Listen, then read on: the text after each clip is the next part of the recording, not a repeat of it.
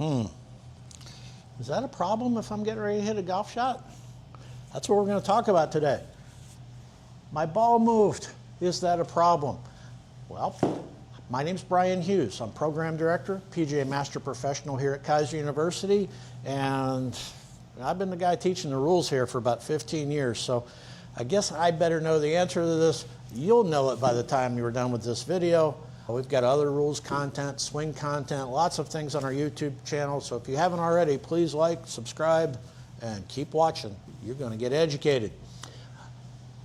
My ball moved, and we got to use our imagination here in our simulator, but in that particular instance, I was addressing the golf ball, looking at the target, and accidentally caused my ball to move. Now, is that a problem, was the question. And like a lot of things in golf, we need maybe ask some more questions. First of all, where was I? Okay? When it comes to the rules, one of the most important parts of the rules is not just the action itself, but where did it happen? There are 5 areas on the golf course that we need to be concerned with the rules. One of those areas, where we start every hole, is a teeing area. So if I cause my ball to move in the teeing area, and we haven't started the hole yet, no problem at all. Put it back where it was if you want, leave it from its new position. We haven't started, so we haven't violated any rules. Not a problem. If that would have happened on the putting green at the end of the hole, so let's say this is a putter, use your imaginations here. Let's say I was making a practice putting stroke with no intent to hit the golf ball. On the putting green, also not a problem.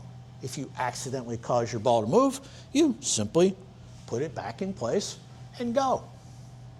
So those are 2 areas, the starting area, the teeing area, the finishing area, the putting green. But what if that same action happened anywhere else on the golf course? My ball is in play. If I accidentally cause it to move, we got a problem. All right? Now, good news is it's not considered a stroke. Because I didn't mean to hit it, that's the definition of a stroke. If I caused it to move, I put the ball back. That might be good news. Here's the bad news. While it's not technically a stroke, we do add a penalty stroke of 1. Okay? So we do need to be careful around our golf ball. All right? So that's probably the most common way a golf ball would move. There are other ways. The wind could blow it. I don't have any control over the wind, so I'm not going to get a penalty most of the time unless I don't act correctly after that. If the wind blows it, I simply go play it from wherever the wind blew it to most of the time.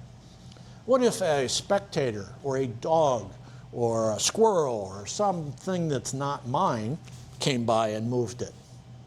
Well, unless it was my dog who I trained to do this, that's not going to happen. No penalty on me, but I'm going to put the ball back in that instance. Okay? So the only other thing that could cause my ball to move, that would be called an outside influence, by the way. The only other thing would be my opponent in a match.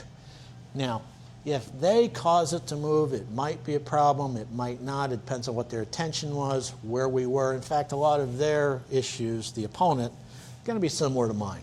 They have a vested interest. They might get a penalty if they cause my ball to move. It depends on why.